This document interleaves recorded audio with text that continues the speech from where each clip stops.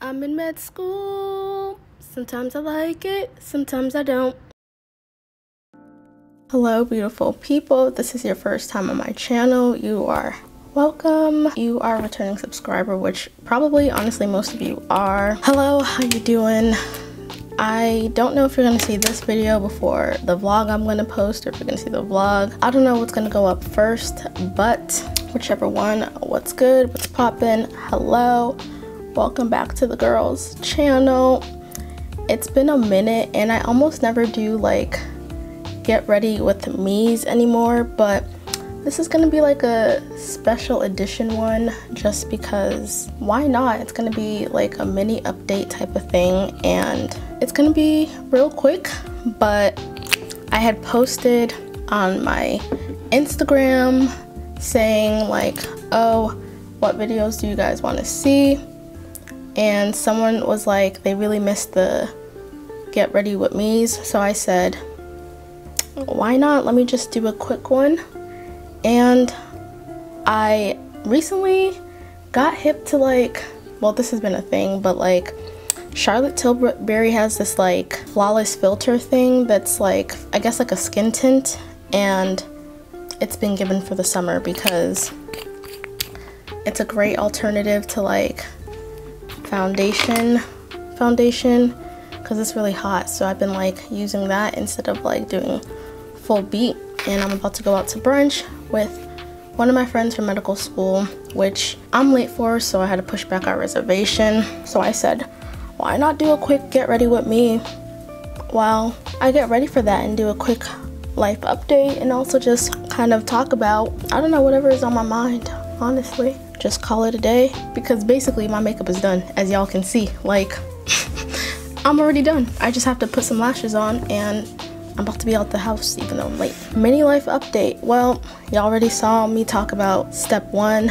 That was a bust. Honestly, studying for that was was to date the most ghettoest thing I've ever done in my life, but I'm glad it's over and I passed the first time, and honestly I am just so happy about that because step 1 was really trying your girl. It was really trying me, but we thank God for his mercies. We thank God I overcame. I am just very, very happy about that. And like literally a week after I like finished taking step 1, I like just hopped into my IM rotation. Honestly, questionable if that was a smart thing to do, but I didn't really have a choice because I literally took step 1 at like the very tail end of like literally the last amount of time I could. So my first rotation was a whole set of challenges on its own, which is a story for another day, another year, another lifetime, to be honest. I learned a lot from that, and then I had some health issues as well, and it was just a whole lot of, but I feel like the year 2022, yes, we're in the year 2022, I just feel like I've been taking a whole bunch of L's, you know. It's just really been it's been a year, and I feel like this has really been the most challenging part of my journey in medical school so far. It's been the toughest part, honestly, and it's really been the part that has really been trying the good sis. It's been trying my soul, my spirit, my mental. It's been trying literally every single part and bit and piece of my essence, honestly. And there's just been times I'm just like, God, can I just catch a break? Please, like, can I just catch a break? And it just kept feeling like L after L after L after L after L, and I'm just like, why? Like, for what? Like, what is the reason? What is the reason, you know? This period more than ever made me very appreciative. It made me realize the importance of, you know, being close to home and family and friends and people that really care about you and love you, because whew, when the going get tough, you don't want to do it alone. You really do not want to do it alone, and you want to have adequate support, and you want to be around people that care about you and love you and can support you in the ways you need to be supported, because the good sis med school will try you. She will try you, and if you're not careful, sis will succeed, okay?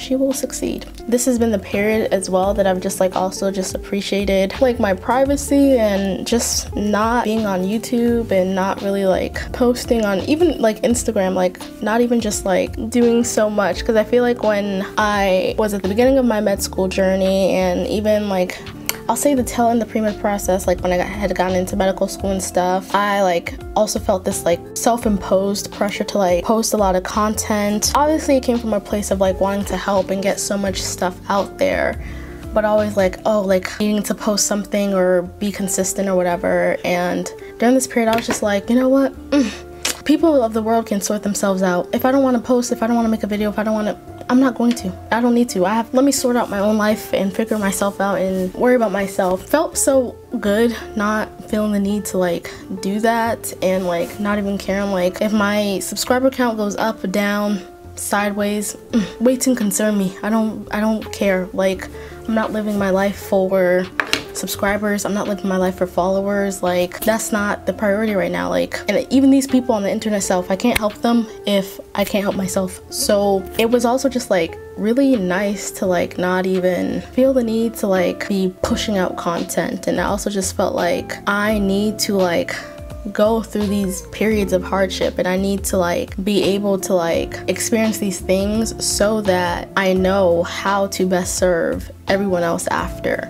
And I always like to say, it sounds so weird, but I always like to say that like in some ways I feel like part of my purpose is like to suffer so I can help other people, you know, and talk about like the things I went through and how I navigated it so that it can be informative for other people of how to like get through it or to learn from the mistakes and stuff I made. If there's one big thing I've learned is that you can plan for how you think something's gonna go, and like life does whatever it wants. And that was the biggest lesson of 2022 I have learned this far, because my third year has not gone at all the way I planned for it to go, like at all, which is astonishing. And at the same time I've kind of learned to like accept it and come to peace with it and own it, and also realize that like I'm still okay, like I didn't die. You know, sometimes you think it's the end of the world when like things don't go your way, and then after you finish freaking out you're like, okay girl, you're still here, you didn't die, like you're good. I've had multiple roller coaster periods of that since like step one, like even through my internal medicine rotation, and then like I had to take an unexpected vacation block because of like just a whole lot of I was like so angry about that, of like, oh my goodness, this like ruins my plans again. But I was also like, you're okay, you didn't die. And if there's one thing about me, best believe I'm gonna make sure I graduate 2024, because I'll be damned if y'all make me stay here longer than I have to. Things just always work out. So I like needed to take the vacation block, and I also just really needed it as well, because like I mentioned, I literally jumped into my internal medicine rotation a week after taking step one. So I never gave myself a break. I was just constantly on. So it was just really good to like take that time. And the truth of the matter is, like, if you don't get the rest you need, and if you don't take time to take care of yourself, your body will stop you. Your body will stop you on its own. It will say, I warned you once, I warned you twice, it's a wrap for me. Amongst other things that happen. And medicine and medical school and this journey pursuing medicine is really not what people think it is. And there are so many sacrifices one needs to make, and I've discussed it in many other videos, and I'm not trying to like rehash it or talk about things I've talked about in the past, but it is not for the weak-hearted. Like, you need to be a very strong person. You need to have a good sense of self. You need to have a strong support system. You need to have a purpose for pursuing medicine. It is not a game. This is not something you do for kicks and giggles. This is not something you do for an Instagram photo op. This is not something you do for a Figs sponsorship. This is your real life. This is your health. This is your values, like the rest of your life. This is not a game. This is not a joke. I feel like the more that I navigate and go through this journey, the deeper my reflections come and the more nuanced they become. And even when I decided to pursue medicine, I was very well aware that this was going to be a deep sacrifice. So contrary to a lot of people that actually do pursue medicine, I was very aware of what I was walking into. So none of this stuff is like, oh my gosh, I never expected this. For me, I knew what I was walking into. But I think you don't know the extent, you don't know how it's going to impact you, and you don't know how you will face different things until you are actually in it. You can have an idea, you can have realistic expectations, but no one can ever predict exactly how things will manifest out for them. So I think that as I get deeper into the journey, like, our reflections become deeper and they're just a lot more, I would say, mature as well. And even with my mentees, I never discourage them from going into medicine. Something just dropped. Like, I will never discourage somebody from pursuing medicine. I will never say, oh, don't become a doctor. And if you hear me say it, or if you hear me be like, oh, don't do it, I'm probably like doing some dark, sarcastic humor type of thing. But if you sit down and have a real conversation with me, it's never a matter of saying, don't do it. It is always me being very real about the challenges that you will face, and making sure you are very aware of that, and then making an informed decision. And I tell them, I'm like, listen, these are the challenges I face. This is how you navigate them, especially as a Black woman in medicine, especially as a Black woman, because it's already hard to be in medical school. It's hard to be in medicine. Then add being Black, add being a Black woman. Too many complexities on that. Because even on my internal medicine rotation, I was, it's rare to see a Black med student rounding with a very homogenous group of people. I'll say that, right? And I'm often aware of that fact of like, wow, most of the people of color are not in the position of either the attending, a physician, or the med student who is one day rising into that position. I remember one day I was going to check on one of my patients, and I was talking with a Black nurse. And obviously it's a rarity to see a Black med student, obviously. And I could imagine, again, this is my assumption, but I could imagine, given how it's not often seen, one would take the opportunity. So I was talking with her, and for me, like, I don't mind kikiing with the nurses and stuff. Like, this is important. You want to be very nice to everybody, but also, like, for me, I don't know, I just feel this like extra sense when I see another Black woman, just period, because hello, Black woman, we are it. And when I was talking with her, because she also seemed African as well, I found out her daughter was wanting to pursue medicine, and I had a conversation with her, and I was telling her, I was like, it may look, seeing me may look like, wow, like, my daughter wants to do what you're doing, but make sure your daughter really understands what being in my position represents. Like, make sure she really understands, because yes, it may be nice to see me here now, but behind what this represents is a lot. It no be easy. It's not just kicks and giggles. And if it's for for the money, before one touches the salary you think your daughter's gonna make, let me walk you through all the years before I'm even gonna make the salary you think I'm gonna make. Let me walk you through all the years. Like, really just giving her an idea of like the work, the amount of exams, really the intensity. And as I was telling her, the mom was like, wow, I didn't even conceptualize or even know this is the extent. And that's the case for a lot of people. They don't understand the magnitude of the intensity that goes behind training to be a physician. And the thing is, when I talk about med school is a scam, oh, don't do it, blah blah blah, like, when I talk about these realities and saying, make sure you think wisely before you go and say you want to be a doctor, you want to do pre-med, all that kind of stuff, before you're whining and doing boo-hoo, you want to be a doctor. People don't like hearing the truth. That is the realty. They don't like hearing the truth. And it's easier to interpret somebody saying, think before you say you want to be pre-med, think before you say you want to become a doctor. It's easier to interpret someone saying that as discouragement than to be like, wow, this person is giving me a reality check. This person is doing me a favor by giving me things to reflect on, so I don't make an ill-informed decision on my life, on my career choice. But a lot of pre-meds and people don't have the maturity to see it that way. So they end up wasting money, time, resources, investment towards a path that if they get into it, they realize they hate it. They hate themselves. They're so unhappy. They're miserable. But because of all the time investment and all the running around like a cat with their tail cut off, they're saying by force, by fire, I have to finish this through.